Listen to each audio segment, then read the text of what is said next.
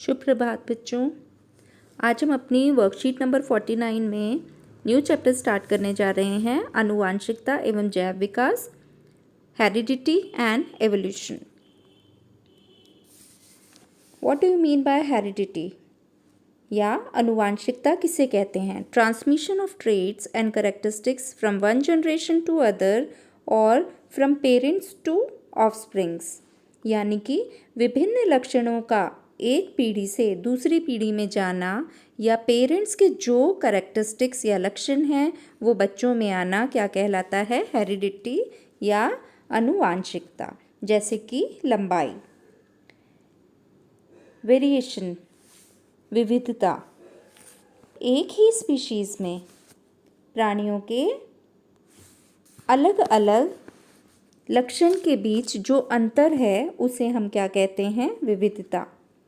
The difference between the characteristics or traits among the individuals of the same species is called variation.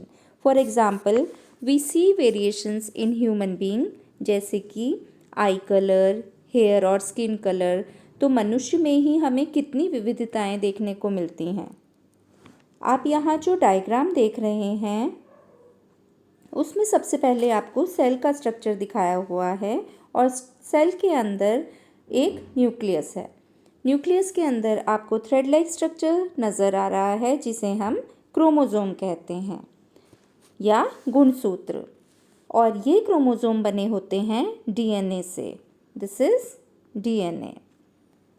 ये jeans ही हैं जो हमारे DNA की संरचना करते हैं। तो ये जो डीएनए है वो किससे बना है? जीन्स से। तो let us now understand more about genes. Genes are the basic functional unit of heredity. Genes make up our DNA structure. Humans have 2 copies of each gene known as allele. Gene अनुवांशिकता की बुनियादी और कार्यात्मक इकाई है। Gene DNA संरचना बनाते हैं। मनुष्य की प्रत्येक जीन की 2 प्रतियां होती हैं जिन्हें एलील के रूप में जाना जाता है। The alleles of the gene are responsible for the variation and uniqueness of each individual. तो यहाँ आप देख रहे हो कि प्रत्येक जीन के एलील विभिन्नताएं एवं विशिष्टता के लिए जिम्मेदार हैं। The different variations of a particular gene are known as allele. Now come to the next, chromosomes. अब ये क्रोमोसोम्स क्या होते हैं? गुणसूत्र किन्हें कहते हैं? Genetic material is present in the nucleus in chromosomes. Chromosomes are thread like structure which carry genetic information from one generation to another. Eukaryotic कोशिकाओं में नाभिक गुणसूत्रों में अनुवांशिक सामग्री गुणसूत्रों में मौजूद होती है। गुणसूत्र धागे की तरह संरचना होती है जो अनुवांशिक जानकारी को पीढ़ी से दूसरी पीढ़ी तक ले जाती है। क्रोमोसोम डीएनए और प्रोटीन से बने होते हैं और इनका क्या क्या ये कोशिका विभाजन, अनुवांशिकता, विभिन्नता और पुनर्जनन में महत्वपूर्ण भूमिका निभाते हैं। तो अब बात आती है कि क्रोमोसोम्स के क्या क्या फंक्शंस हैं। They play a vital role in cell division, heredity, variation, mutation, repair and regeneration. Now come to the next topic, DNA. तो DNA क्या है? DNA का फुल फॉर्म है deoxyribonucleic acid. It is a heredity material in humans and almost all other organisms. DNA मनुष्य में वंशानुगत सामग्री है और सभी अन्य जीवों में एक व्यक्ति के शरीर में लगभग हर कोशिका में समान डीएनए होता है। अधिकांश डीएनए कोशिका नाभिक में स्थित है, लेकिन कुछ हमारे माइटोकॉन्ड्रिया में भी पाया जाता है। DNA is located in the cell nucleus, but a small amount of DNA can also be found in the mitochondria. Now come to the other topic, trait. So what is trait? Trait is a specific characteristic of an organism. Traits can be determined by genes or the environment or more commonly by interactions between them. तो बच्चों लक्षण किसे कहते हैं, लक्षण क्या होता है, ये टर्म भी है इम्पॉर्टेंट है जो आपको पता होनी चाहिए। लक्षण एक जीव की एक विशिष्ट विशेषता है। लक्षण जीन या पर्यावरण द्वारा निर्धारित किए जा सकते हैं। और जो हमारा फर्स्ट क्वेश्चन है वो भी हमारा इसी टॉपिक पे है, जिसमें छोटी छोटी टर्म्स हैं जो डिफाइन करने के लिए दी हुई हैं। Heredity, variation, DNA, chromosomes, trait and gene.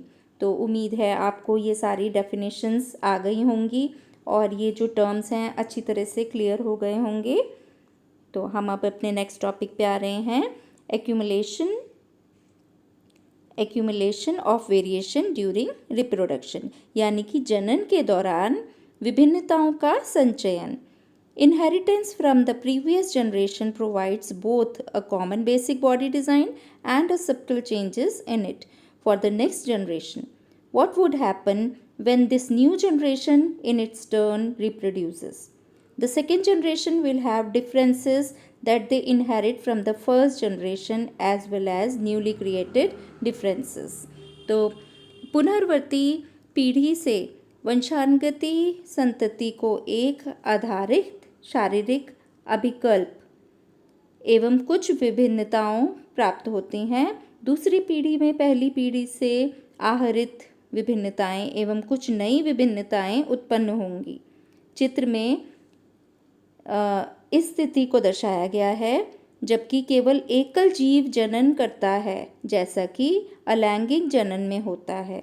यदि एक जीवाणु विभाजित होता है तो परिणामतः 2 जीवाणु उत्पन्न होते हैं जो पुनः विभाजित होकर 4 विशिष्ट जीवाणु उत्पन्न करेंगे, जिसमें आपस में बहुत अधिक समानताएं होंगी।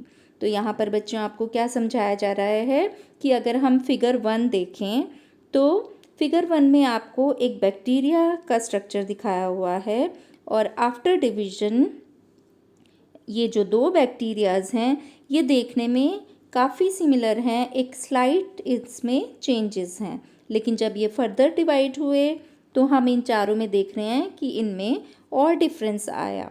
तो if a single individual reproduces as happens in asexual reproduction, if one bacterium divides and then the resultant 2 bacteria divide again, the 4 individual bacteria generated would be very similar.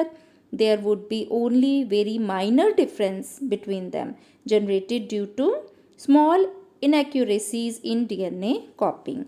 However, if sexual reproduction is involved, even greater diversity will be generated. यहाँ हमने क्या देखा कि जब asexual reproduction थी तो बहुत similarities थी, बहुत ही माइनर जो है वो हमारे चेंजेस थे। लेकिन जब हम सेक्सुअल रिप्रोडक्शन की बात करते हैं तो सेक्सुअल रिप्रोडक्शन में कंपैरेटिव बहुत ग्रेटर डाइवर्सिटी देखने को हमें मिलती है। तो do all these variations in the species have equal chances of surviving in the environment in which they find themselves? Obviously not. तो ये क्वेश्चन हमसे पूछ रहे हैं कि क्या किसी स्पीशीज़ में इन सभी विभिन्नताओं के साथ अपने अस्तित्व में रहने की संभावना एक समान है? तो उत्तर है निश्चित रूप से नहीं। विविधताएं के आधार पर विभिन्न जीवों को विभिन्न प्रकार के लाभ सकते हैं। उष्णता को सहन करने की क्षमता वाले जीवाणुओं को अधिक गर्म सहने की संभावना अधिक है। तो ये आपको बता रहे हैं कि अगर एक बैक्टीरिया है जो किसी गर्म जगह पर है या जो हीट को आराम से सहन कर सकता है तो वो बेटर तरीके से सरवाइव कर पाएगा। अगर आपकी जो एनवायरनमेंट है वो और ज़्यादा हीटअप हो गया है तो some variations do not help the organism to adjust to the changes in the environment and they may die and become extinct. और कुछ बैक्टीरिया उनमें ऐसे भी होंगे जो ये सहन ना कर पाएँ और वो डाई हो जाएं और एक्सटिंक्ट हो जाएं। तो उम्मीद है आपको आ गया होगा समझ में कि accumulation of variation during reproduction का क्या टॉपिक है, इसे हम कैसे एक्सप्लेन कर सकते हैं।